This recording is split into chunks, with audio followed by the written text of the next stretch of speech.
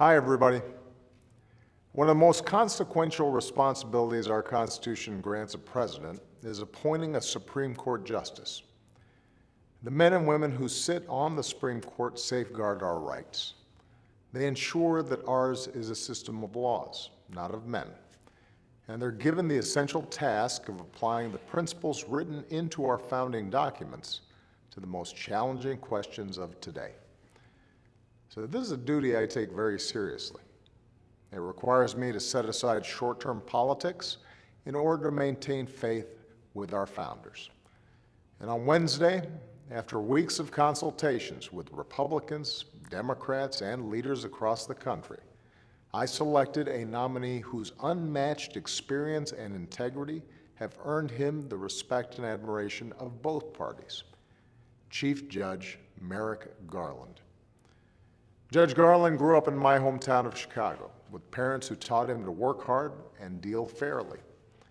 As a young lawyer, he left a lucrative private firm to work for half as much in public service.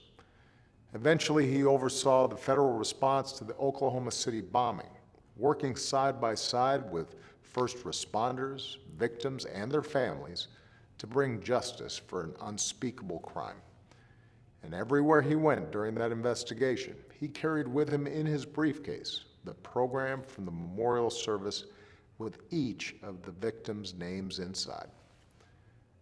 For the last 19 years, Judge Garland has served on what's known as the second highest court in the land, the D.C. Circuit Court, including the last 3 years as Chief Judge.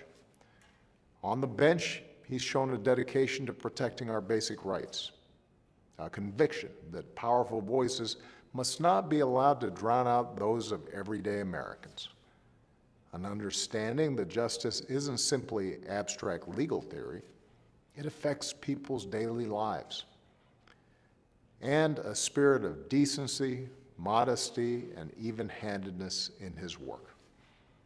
Judge Garland is admired for his courtesy, his devotion to family, and his civic-mindedness. For the past 18 years, he served as a tutor for young students at a local D.C. elementary school. During my time as president, through 3 separate Supreme Court appointments, in conversations with Republicans and Democrats alike, one name came up more than any other: Merrick Garland.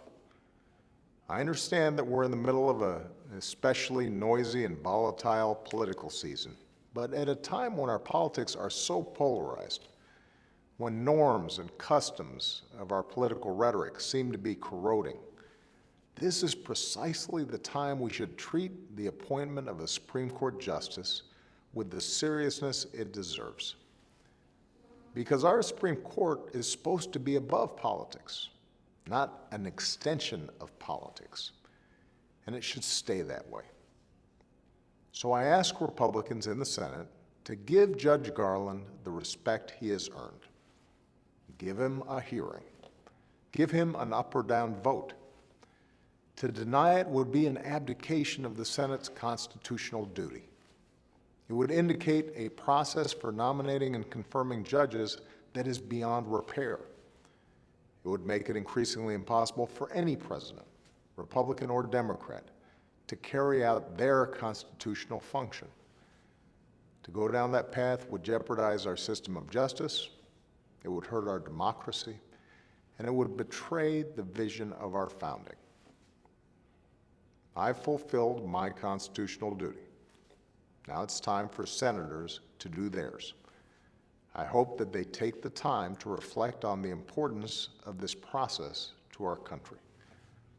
I hope they'll act fairly, and I hope they'll work in a bipartisan fashion to confirm Merrick Garland to the Supreme Court. That's how we can uphold our pledge to liberty and justice for all, for our time and for generations to come. Thanks, everybody, and have a good weekend.